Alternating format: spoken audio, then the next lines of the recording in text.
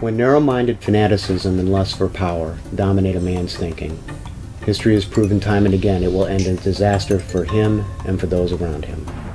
So, Rabbi, in this Torah portion we have Korach, who is a very close personal relative to Moses and Aaron. And he decides that his way is actually the proper way and that Moses and Aaron are not leading the Israelites correctly. And he decides to try to assume leadership for himself. So tell us, what happens to Korach and his followers, and what lesson can we learn from this that we can apply to today? Good question. The Mishnah tells us about the great leaders, Hillel and Shammai versus Korach and his assembly.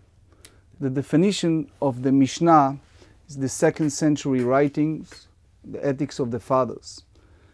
There is a controversy that is called controversy for the sake of heaven, controversy of great famous sages Hillel and Shammai versus Korach and his assembly. Hillel and Shammai disputes over understanding the Torah, understanding the meaning of the Jewish law, halakha. For example, eating, then making a blessing after meal. Hillel and Shammai, they both agree.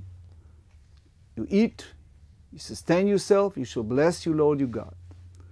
However, what happened if I ate here in Annapolis, Maryland, and a half an hour later, when I am already on my way to Washington, D.C., I realized that I didn't make a blessing after meal. Shammai said, well, you have to return the place you ate and make the blessing. Hillel said, however, make the blessing whatever you are. So what's the real difference between Hillel and Shammai? It's not a personal hatred and animosity between two people. It's the point of view of understanding what the Torah meant. Shammai said, if you forget $100, do you go back and pick it up? So if the Lord provided you with meal, you should go back and thank Him for that. Hillel, however, said, you cannot impose on people to go back and make the blessing. So whatever they are, let them make the blessing. However, if you look at this controversy, this dispute, it's not a personal dispute between people. The Talmud relates to us stories how students of Hillel marry with Shammai and vice versa.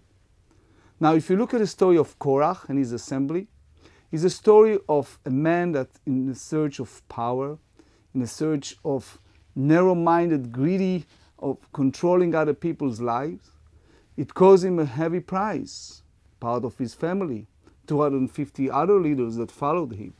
But it shows you how money corrupts. It shows you how people with narrow-minded, in the sense of leadership, can be destructive.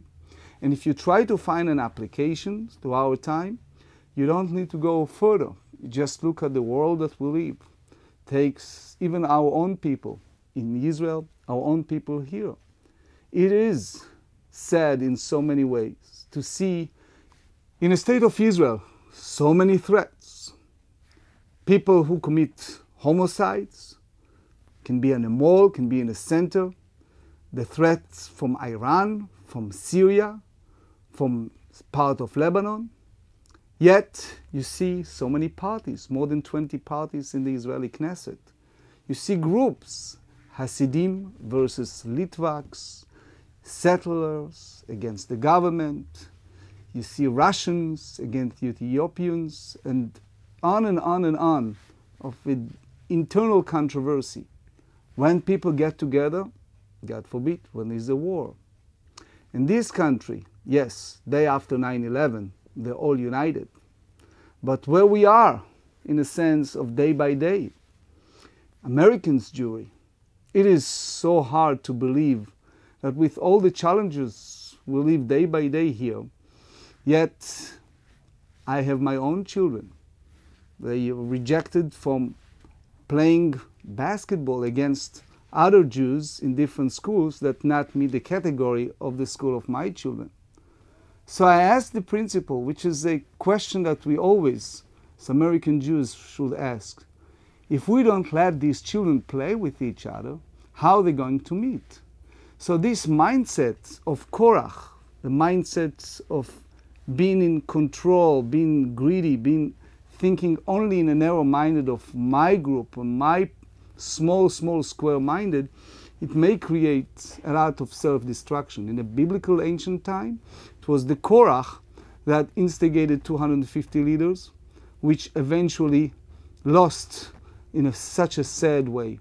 And nowadays, we have to create an atmosphere of unity, even just for the cause of survival, for our people as Jews and for our people as Americans.